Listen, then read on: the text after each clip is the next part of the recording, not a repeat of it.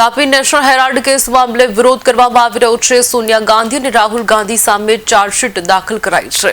તાપી ભાજપા દ્વારા વ્યારા ખાતે વિરોધ પ્રદર્શન કરવામાં આવ્યો। કાર્યકરોએ સૂત્રોચ્ચાર કરીને ભારે વિરોધ નોંધાવ્યો છે। જિલ્લા પ્રમુખની અધ્યક્ષતામાં દાદાજી ચોક ખાતે ભાજપે વિરોધ કર્યો છે। મોટી સંખ્યામાં કાર્યકરો અને જિલ્લાના નેતાઓ હાજર રહ્યા હતા। તાજેતરમાં ઈડી દ્વારા કોંગ્રેસના પૂર્વ ચેરપર્સન શ્રીમતી સોનિયા ગાંધી અને લોકસભાના વિપક્ષના નેતા રાહુલ ગાંધી પર ચાર્જશીટ ફાઇલ કરવામાં આવી છે અને આગામી 25 તારીખે એની સુનાવણી રાખવામાં આવેલ છે।